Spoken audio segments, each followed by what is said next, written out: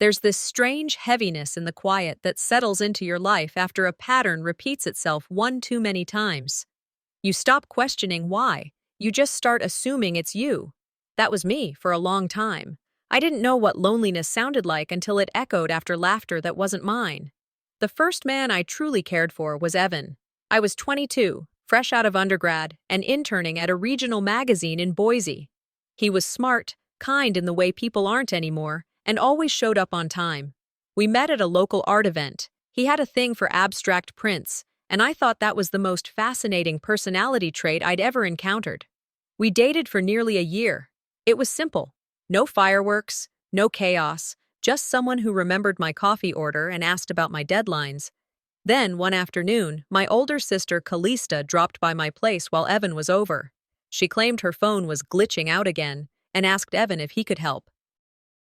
He obliged, of course. That was him, always helpful. It was nothing. Just 10 minutes of him sitting on the couch, showing her how to update her apps. At least, that's what I thought. The shift was subtle. Evan started texting back slower. His weekend plans became vague. One night, he canceled dinner because he was tired, but later posted a photo from a bar downtown. 2 weeks later, he sat me down on my own porch and told me things were fizzling. Fizzling. That word stuck in my throat for years. I didn't cry in front of him. I nodded, wished him well, and closed the door gently behind me. Later that night, I sat on the floor with a bowl of microwaved mac and cheese, trying to convince myself it wasn't anything to take personally.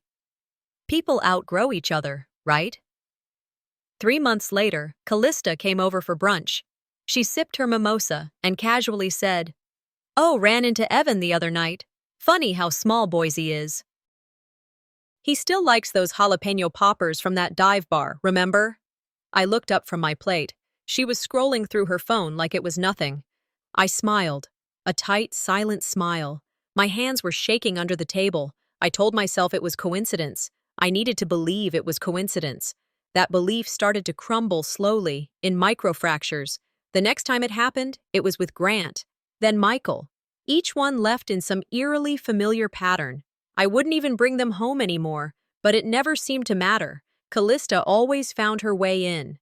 Through a mutual friend, a follow on Instagram, a networking event, like fate, like rot.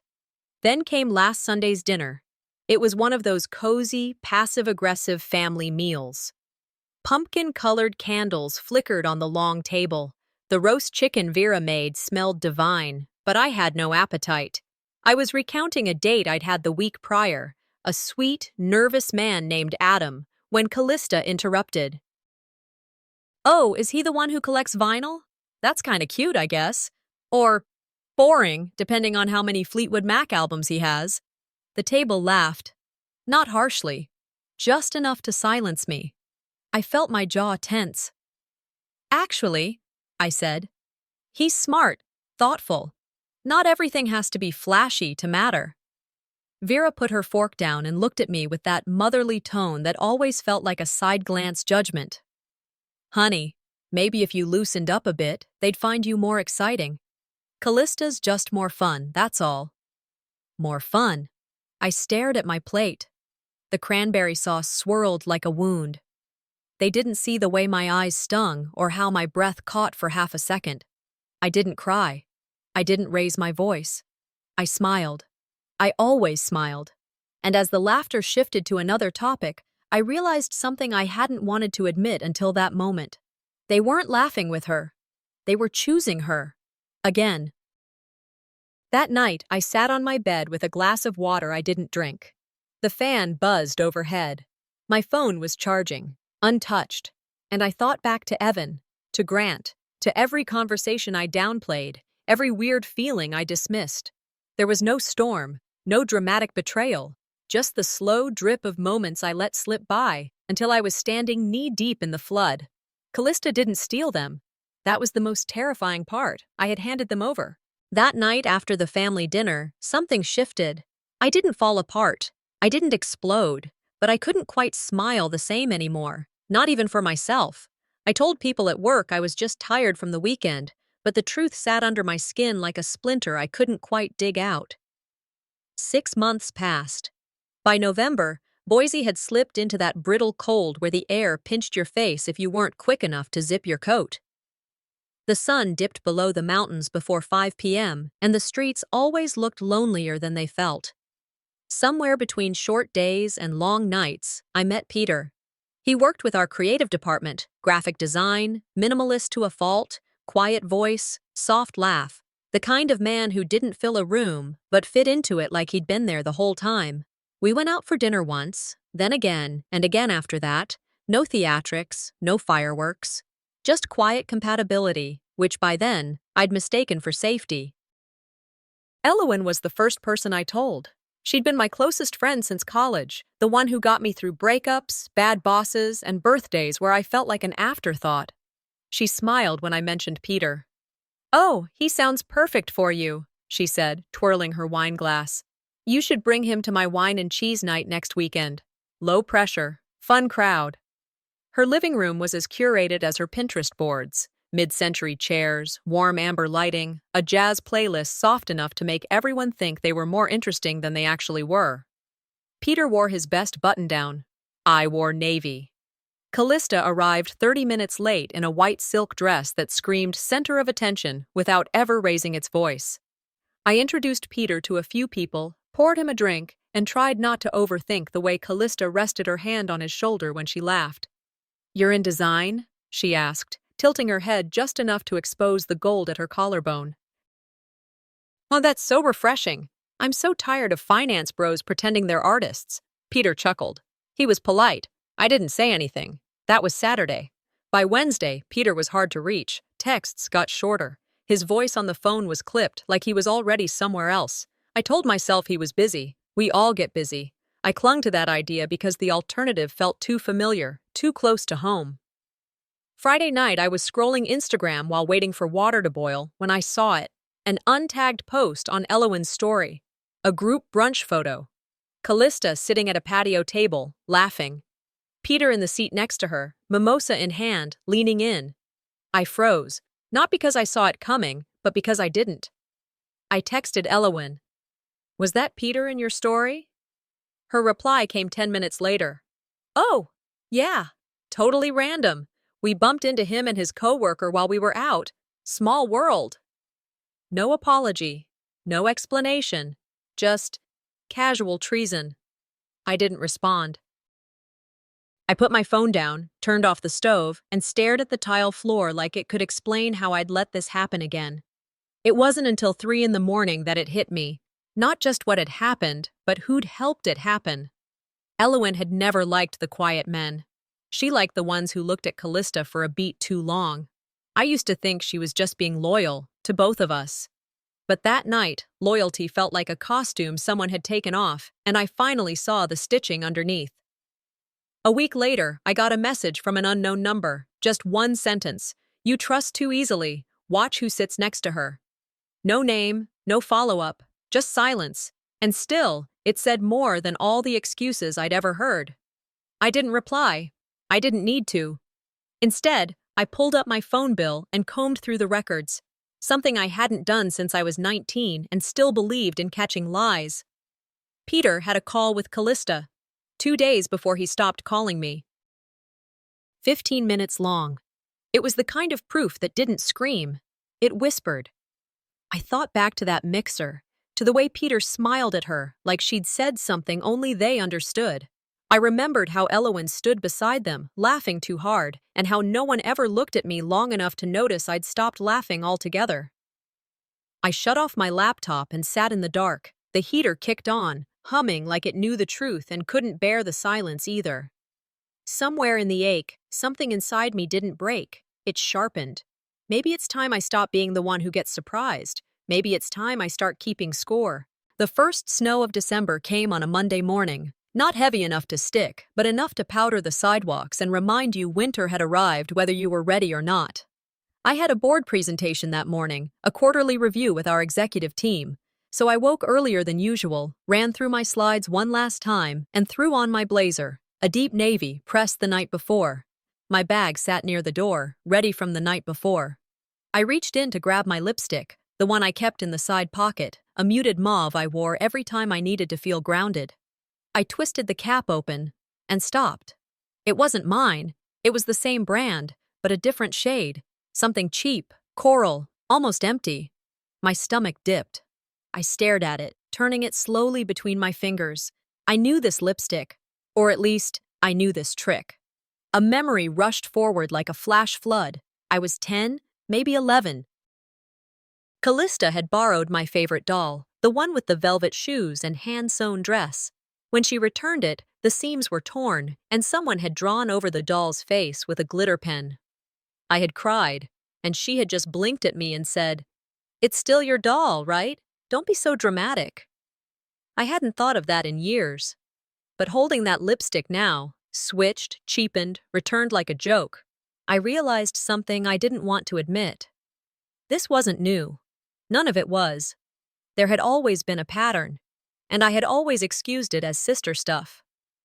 That morning, I applied what was left of my own lipstick, thankfully still in my bathroom drawer, and left the house feeling off-kilter.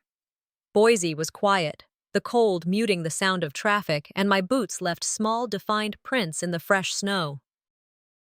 As I walked, a quote floated up from somewhere in my memory. "When people show you who they are, believe them the first time."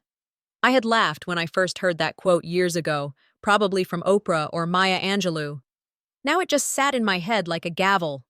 After the presentation, which I nailed, though my smile felt plastic, I drove to my childhood home. Vera had asked me to pick up a few old storage boxes from the attic. She was clearing things out before the holidays and thought it was time I reclaimed some space. I didn't argue. The house smelled the same, lemon cleaner and fading vanilla candles. My old bedroom was mostly empty now. I climbed into the attic with a flashlight, the beam catching on cardboard edges and forgotten trophies. I was pulling down a stack of photo albums when I spotted a small, wrapped box buried behind an old suitcase. Blue paper, a silver ribbon, slightly crumpled. A tag still clung to the side, faded but readable. For S, happy 14th birthday. Love, Mom. I sat on the floor, heart thudding in my ears. My 14th birthday. That was the year Callista had her appendix removed. She'd been in the hospital the week of my birthday.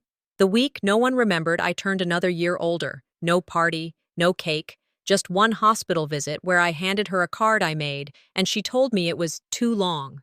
I peeled back the wrapping with stiff fingers. Inside was a charm bracelet, silver, delicate, with a single word etched on one of the tiny plates. Dream. I held it like it was evidence. Of what? I wasn't entirely sure. The gift didn't hurt.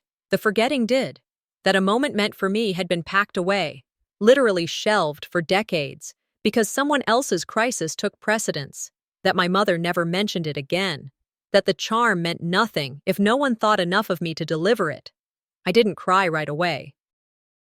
I just sat there, the box in my lap, breathing in decades of dust and silence. But something in my chest cracked, not open, but outward. I went home and didn't unpack the box. Instead, I sat at my desk, opened a blank Word document, and started typing. Not a diary, not a vent, a record. I listed every incident I could remember. Every time a boyfriend disappeared after meeting Callista. Every time Vera said, "Well, you know how she is." Every time I dimmed myself so someone else could shine. Every betrayal disguised as banter. Every silence that roared louder than words. I titled the document, Unchosen. I didn't know what I planned to do with it. But I knew this. I wasn't crazy. I wasn't overreacting. I wasn't being too sensitive. I had spent 3 decades being treated like the side character in someone else's spotlight, and I was done pretending the shadows were warm. They say what you don't remember can't hurt you. But what if the forgetting was the weapon all along? My 35th birthday was the first time in years I allowed myself a shred of hope. Not big, not bold, just enough to feel the warmth of something close to peace. I'd chosen a small Italian bistro tucked near the edge of downtown Boise, one of those places where the lights hang low and the waitstaff speaks in quiet tones like they're protecting secrets. I reserved the private room in back. 15 guests, close friends, my coworkers, Elowen, a few from college, and, of course, Tom. We had been together for 7 months. Steady, not electrifying, but the kind of steady I had learned to cherish. He was reliable. He noticed things. He didn't interrupt when I talked, didn't leave rooms angry, didn't flirt with waitresses. It was enough. By 7:15, most of the guests had arrived. Wine glasses clinked. Bread was being passed. Tom squeezed my hand under the table. For a moment, I thought, maybe this one will be different. Then the door opened and Callista walked in. White silk, backless, deep neckline. It wasn't a dress so much as a declaration. She brought a man with her, tall, unmemorable, wearing a watch more expensive than my rent. He didn't introduce himself, just nodded once and wandered toward the bar. Callista air-kissed Elowen, hugged Vera, and saved me for last. "You look responsible," she said with a smile. "I almost wore navy, too." I nodded. "And yet you didn't." She laughed, unbothered, and took the seat beside Tom. The dinner unfolded in fragments. Courses delivered, laughter too loud, Callista's wineglass always mysteriously full. I said little. I watched. Tom made small talk with my boss about jazz. Elowen scrolled through photos of her dog. Everything was manageable. Until the toast. Tom stood, smiling nervously. "I just want to say how lucky I am to celebrate this woman tonight.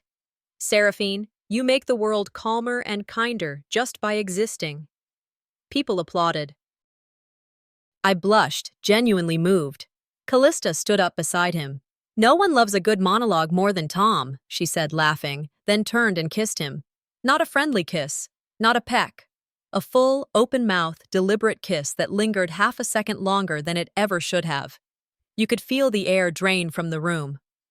Tom pulled back. "Callista," she giggled. "Relax, it's just a birthday kiss." Then she sat back down like nothing happened. No one spoke. Vera cleared her throat and said, "Callista, that's inappropriate." But her voice was too light, too amused. She sipped her wine and added, "She's just teasing. It's who she is." Tom looked at me. I looked past him. I didn't cry. I didn't storm out. I sat. Later that night, after dessert had been half-eaten and guests began making excuses to leave, Vera pulled me aside in the hallway near the bathrooms. "Sweetheart," she said softly, "don't let this ruin your night. You always go for these nervous types. Maybe M just helps you see it faster, that's all. Maybe don't take them so seriously next time." I stared at her, not because of what she said, but because she meant it. She wasn't protecting Callista. She honestly thought this was my fault. "If loyalty to family means swallowing the poison and calling it wine," I said, "then maybe it's time I stopped toasting." Her mouth opened slightly. She didn't respond, just watched as I walked back into the dining room, gathered my coat, and left. Outside, the air was sharp. My heels clicked against the sidewalk like punctuation. Tom didn't follow me. Elowen didn't call. No one said goodbye. I got home around 10. I took off my shoes by the door, sat at my kitchen table, and opened my laptop. A new document. Blank page. Fresh start. I titled it, "What She Won't See Coming." Then I started writing. The Monday after my birthday felt like walking barefoot across broken glass while smiling for the camera. I got dressed for work, showed up 5 minutes early, and made it through the morning's meetings like nothing had happened. No one at the nonprofit knew what Callista had done.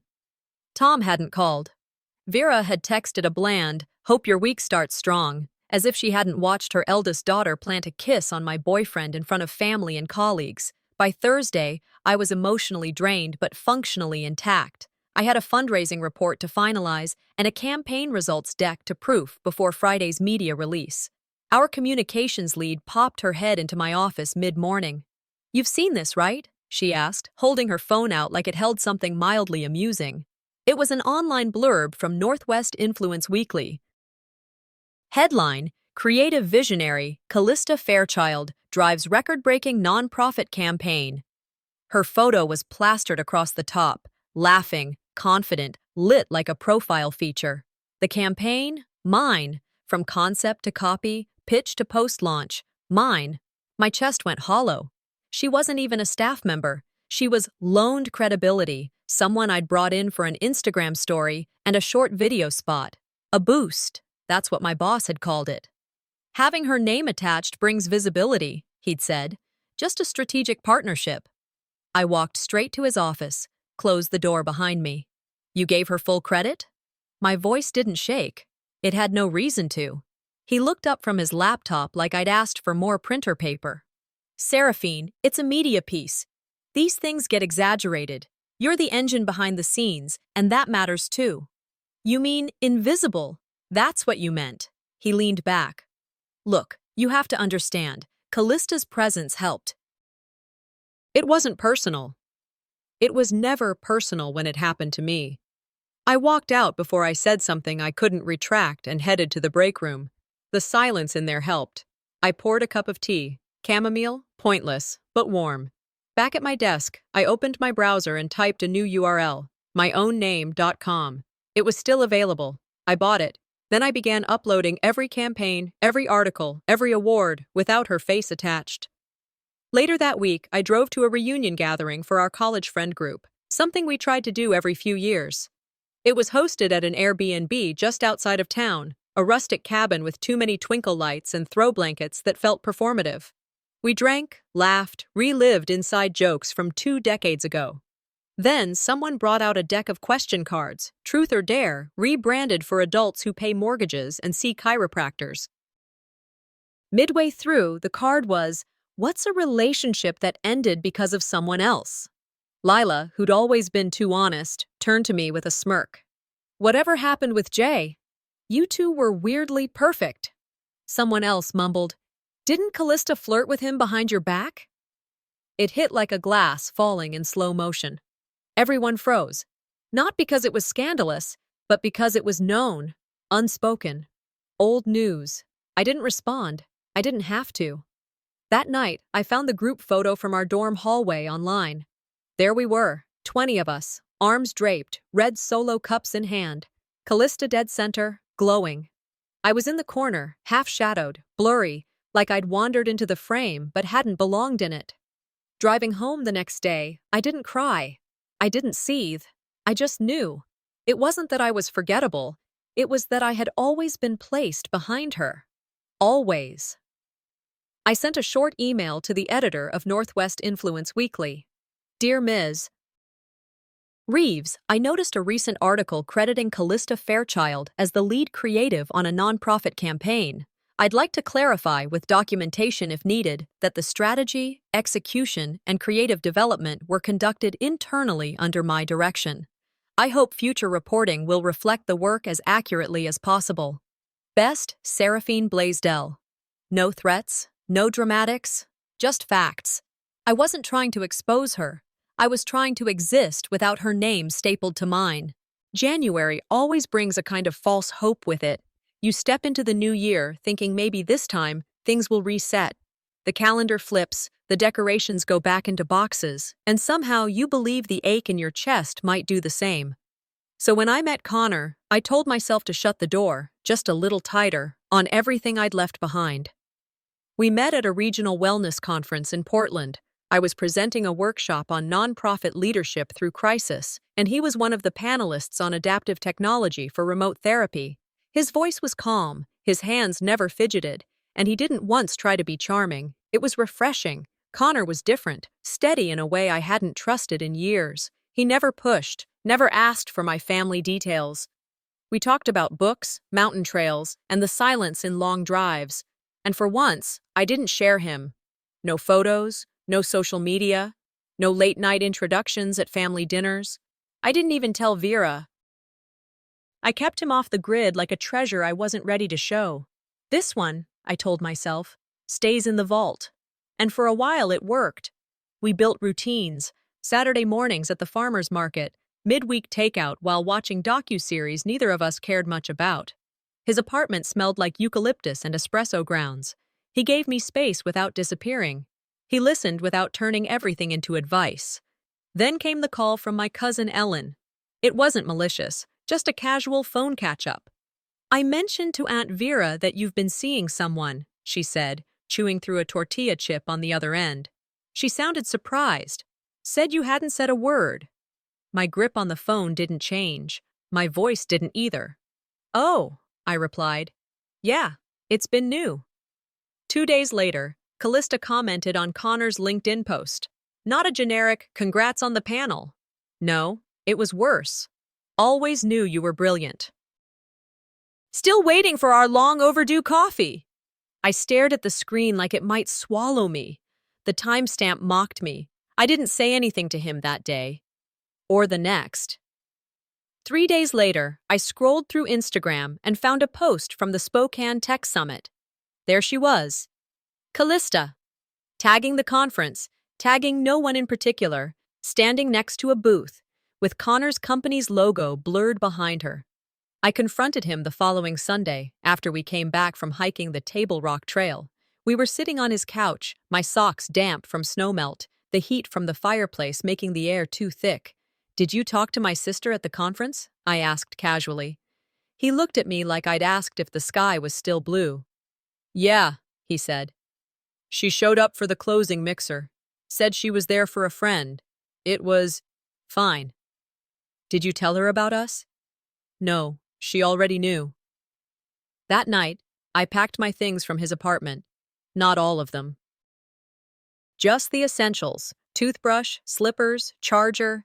I didn't ask questions I already knew the answers to. I didn't dig. But the next morning, an email arrived from an unlisted account. No subject line, no signature, just a screenshot. A message from Callista to Connor. "You're too smart to settle. Imagine what we could build together." I forwarded it to my own inbox. Then I deleted the original. There were no expletives, no grand declarations, just strategy. That evening, I wrote Connor a one-line email from my desk. "Thank you for confirming that I was right to hide you." Then I unblocked Callista. Just for a moment, just long enough to see her new profile picture. Connor, in her kitchen, flipping pancakes. She didn't just take him, she made sure I saw it. That's when I knew this wasn't attraction anymore, it was sport. It was a Wednesday morning in late February when I drove across town and parked in front of Connor's building. I hadn't planned on stopping by, but I'd left a scarf there the last time I stayed over. A small thing, just navy cashmere, but mine. And at that point, so little still was. The sidewalk was slick with slush. Dirty, graying snowbanks lined the curb. It wasn't beautiful anymore, just a reminder that the season had stayed too long. I didn't knock. The key still worked.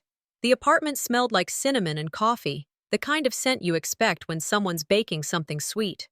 Laughter floated in from the kitchen, too easy, too warm. I walked in and saw her first. Callista, barefoot, wearing one of Connor's shirts, mine once, carrying 2 mugs of coffee. She blinked like I'd interrupted a rehearsal. "You're early," she said, not missing a beat.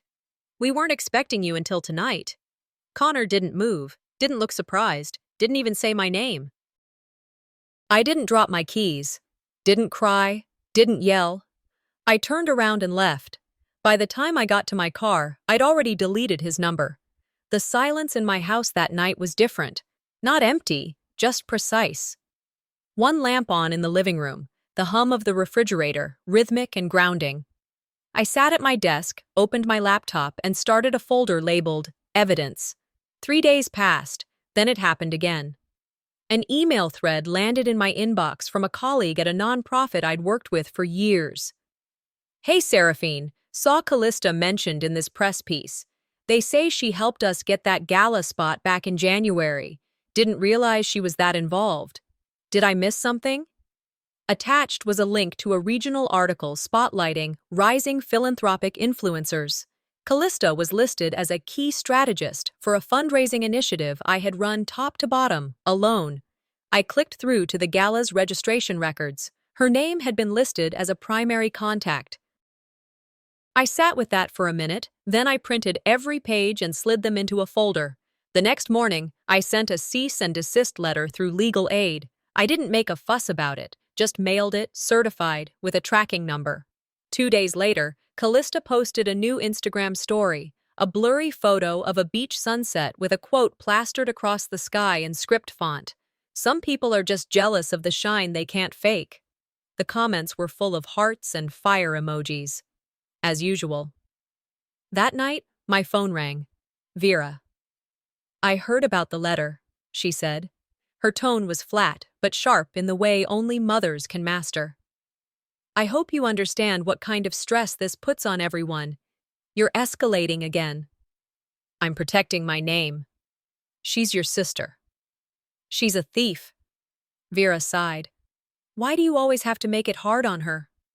That was the line, not the betrayal, not the lies, not even the sight of Callista in my shirt, in Connor's kitchen. It was this, the understanding that my mother didn't just excuse it, she endorsed it. I hung up mid-sentence.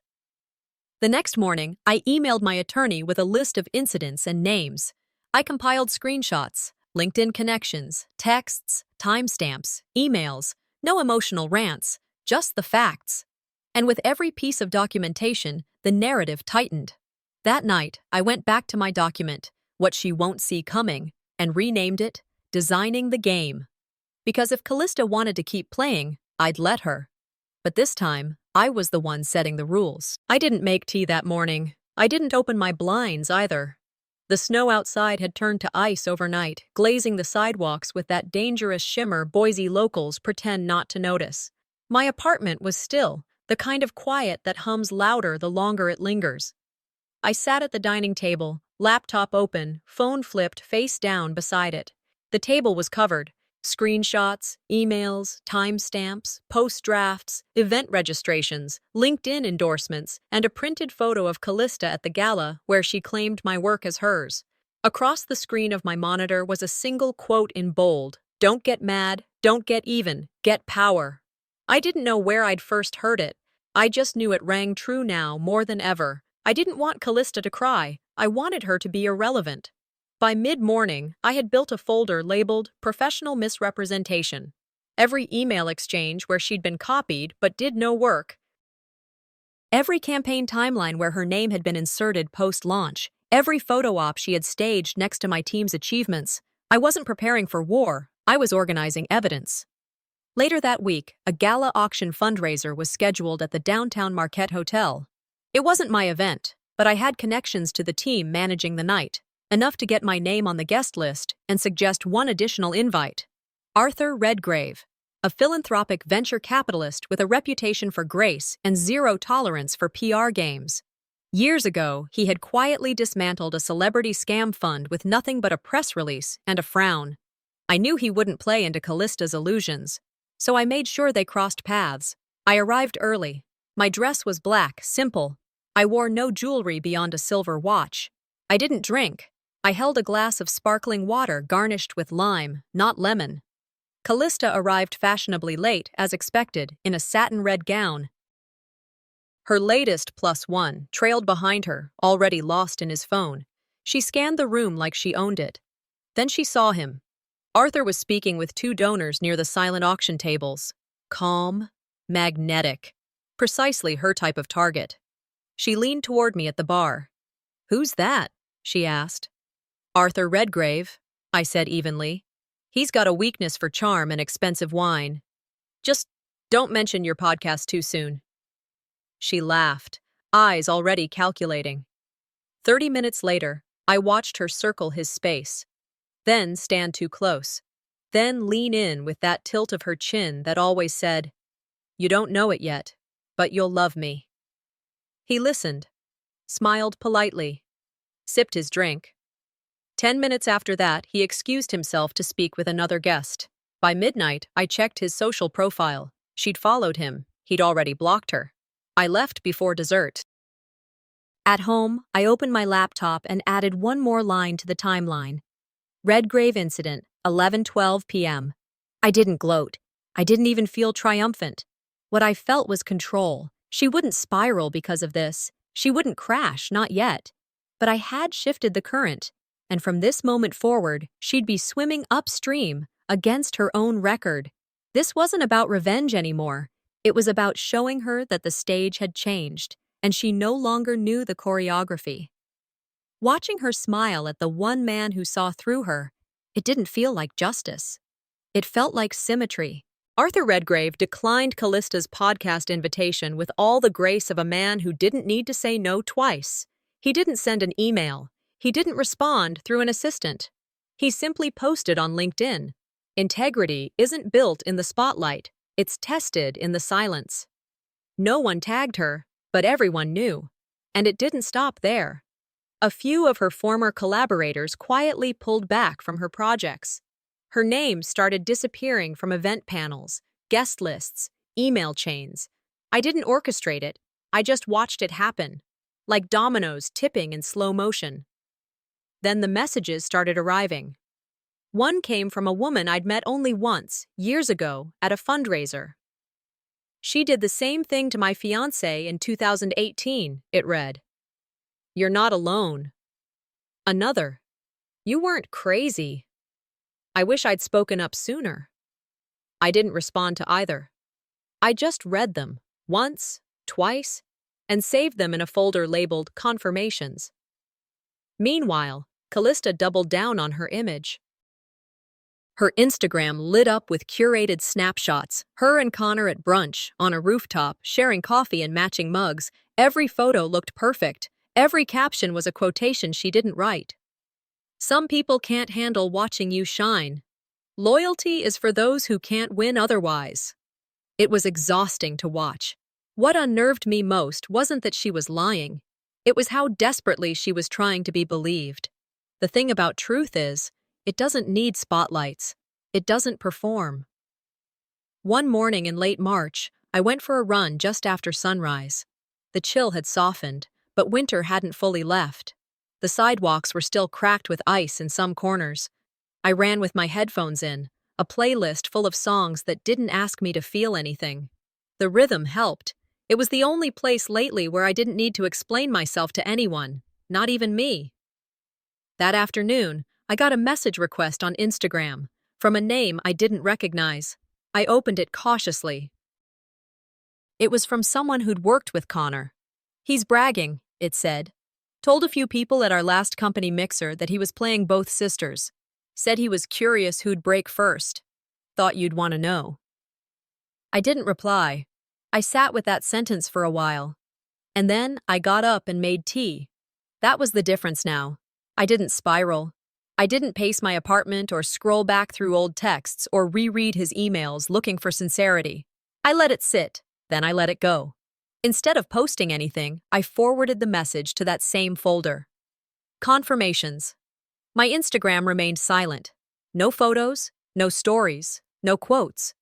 But silence, I learned, is louder when it comes from someone who used to explain everything. A few days later, I stood in a conference room downtown, delivering a workshop for a mentorship nonprofit focused on helping young women identify manipulative dynamics early, especially in professional spaces. I didn't name names. I didn't tell my story, but I spoke clearly, deliberately. And afterward, 3 women came up to me and said, "Thank you. That was something I needed." It didn't undo what Callista had done, but it mattered. That evening, I checked her profile again. She'd posted a reel of her and Connor dancing in a kitchen, backs to the camera, sunlit and soft, but the audio was muted. The caption said, "Healing louder than hate." The irony nearly made me laugh. Her spotlight had become blinding, but not in the way she hoped. It didn't warm anymore, it scorched. And I didn't need to do anything. When your enemy starts screaming into a void, you don't need to respond. You just need to let the silence echo louder. The hotel ballroom buzzed with the kind of tension that only comes when the guest list changes last minute. The printed program had Callista's name on it, bolded, highlighted as keynote contributor. But by the time the panel began, her seat at the table sat conspicuously empty. Arthur Redgrave took her place. No one said it outright. There was no announcement, just a new face where hers had been promised. People noticed. Whispers passed over pressed suit shoulders and into iPhone notes. It was late spring in Seattle. Not my home turf, but these days I didn't need home to feel steady. I sat mid-audience in a sea of professionals, quietly observing. My name wasn't on anything, and I liked it that way. Influence without spotlight. That's how I move now. Arthur's tone during the QA was measured but pointed. Someone asked about reputation management. He didn't flinch. You can only wear someone else's identity for so long before the seams start to show. He didn't look at me, didn't need to. I didn't clap. I didn't look away either. That night, I walked out of the ballroom into the cool Seattle air and let my heels click against the concrete. There was no satisfaction in watching her fall, only clarity. I finally saw the thing Callista had built for what it really was. Not an empire, not a brand. A house of borrowed cards, mine included. When I got back to my hotel room, I found an email waiting. No subject line, no greeting. "You should know," it read. "This isn't the first time Arthur's helped dismantle someone's facade. He doesn't do it for revenge, but there's always a cost. Just be sure you're ready for it." I stared at the screen. Not with fear, not even with caution, just perspective. I hadn't aligned myself with Arthur. I'd simply stepped out of the way long enough to let gravity do what it always does. This wasn't about allies or enemies anymore. It was about perspective, shifting the lens until the truth stopped hiding behind bright lights. The next morning, after coffee with Arthur, quiet, unstrategic, honest, I flew back to Boise. No drama, no headlines, just a seat by the window and a clear sky. The following weekend, I gave a talk at a leadership retreat for women in nonprofit careers. No names, no gossip, just patterns, tools, red flags to look for. 3 women approached me after. "Your story helped me recognize my own. You said what I couldn't name until now. I finally feel like I'm not overreacting. I didn't cry. I didn't even smile in triumph. I just nodded and felt something in my chest loosen." Back in Boise, I passed by one of the boutiques Callista had once done a collab with. Her posters were gone from the windows. I didn't ask questions, didn't check her socials. I didn't need to. Her silence was now louder than her branding. I didn't mourn it. I didn't mock it. I just let it exist. I let her fall the same way she built herself, loud, then forgotten.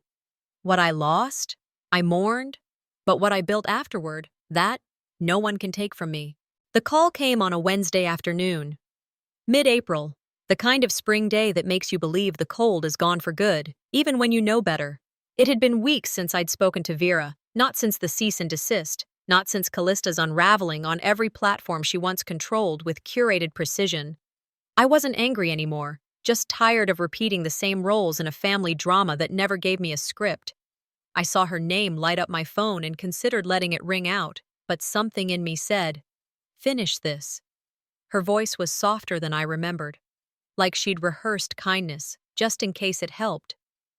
"Seraphine," she began, "I've been thinking about everything, about how things might have looked from your side." I didn't say anything. Silence is its own kind of mirror.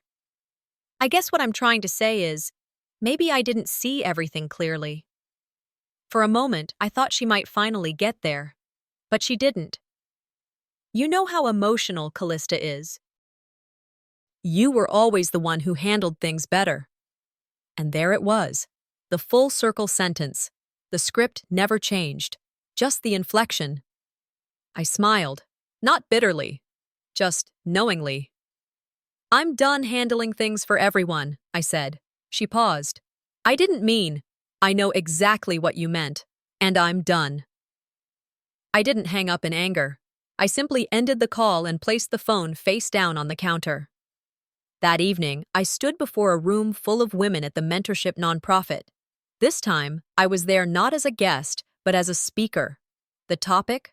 Recognizing patterns, reclaiming power. I told them stories, vague enough to protect, sharp enough to pierce. I didn't mention names. I didn't need to. Every woman in the room had a version of my sister, a version of my mother, a version of the voice that tells you, it's your job to make peace, even when you're the one bleeding. The room was quiet when I finished. Not stunned silence. Reverent. Afterward, a young woman approached me. Her eyes welled up, but she didn't cry. She hugged me. A long, tight, grounding embrace. "You just said what I've never had the words for," she whispered. I didn't answer right away. I just held her a moment longer and said, "Then maybe now you will." That night, I walked home. The streetlights flickered like they were unsure of themselves. The wind had a soft bite to it, but I didn't zip my coat. I wanted to feel everything. I didn't check Callista's social media. I didn't scroll through old messages. I didn't need to chase the past anymore. I wasn't looking for proof. I wasn't waiting for closure. I'd stopped performing. For Vera, for Callista, for anyone. And for the first time, my hands felt full of my own story, my own breath, my own boundaries. I walked out of that room with no applause in my ears, but for the first time in years, I wasn't performing. The invitation came in the mail, not a text, not a call. Vera had gone old school, floral cardstock, delicate cursive, even a pressed sprig of lavender tucked inside. "Let's try again," the note read. "Family brunch, no drama, just us." For a minute, I stared at it on the counter, like it might set itself on fire. Then I went to my filing cabinet and pulled out a folder. Early summer in Portland hums differently. The air is thick with lilacs and whatever tension you don't name. I wore gray linen, carried a leather tote, and didn't wear makeup. I didn't need armor. I had truth. The brunch was at Vera's house, same as always, sunroom set for 8, mismatched plates, Callista already sipping champagne before noon. She wore white again. I almost laughed. No one hugged me. They didn't need to. They knew why I was there the second I sat down. I let them serve their quiches, drizzle honey on fruit, pour endless mimosas. Then I reached into my bag and placed the folder at the center of the table. It landed like a stone in water. Callista rolled her eyes. "Really?" Vera blinked, fork halfway to her mouth. I didn't raise my voice. "I'm not here to fight," I said calmly. "I'm here to clear the record. For good." Inside the folder were copies of contracts, proposal drafts, emails, campaign plans, speaker confirmations, messages she'd deleted, but I'd archived. Every instance where my name had been used, my work claimed, my voice mimicked. Callista reached for a page and smirked. "This is between us." I turned to her. "You made it public the moment you built your empire on my work." Then I handed Vera the final sheet. A notarized document, legally severing me from any shared estate, assets, or obligations. Clean cut. Final. "This," I said, "is my boundary. I no longer need you to believe me. I need you to stay out of my life." Vera's lips trembled. She didn't argue. She cried, not out of remorse, but recognition. She knew this time was different. Callista stood, not to speak, but to leave. She didn't slam her chair, didn't offer a sarcastic parting shot. She just walked out. For the first time, she had nothing to say. I left the folder open. I didn't take it back. I drove away with the windows down, Portland's summer breeze catching in my hair like it was welcoming someone new. Weeks passed. Then came the email from a national journalist producing a documentary on invisible sibling rivalry. They had heard about my situation through a nonprofit colleague. Would I be willing to share my story? I agreed, but off camera. "It's not about being seen anymore," I wrote back. "It's about what others finally see in themselves." Later, I drove to the coast. No reason, just a need. The beach was quiet. I brought one thing with me, a single page torn from an old journal, my entry from the week I lost everything. I didn't read it. I'd already memorized the weight of every sentence. I lit a match and watched the flame consume it line by line, not to destroy the memory, to release it. Then I slipped off my shoes and walked into the waves. I didn't need her to break. I just needed to stop bending.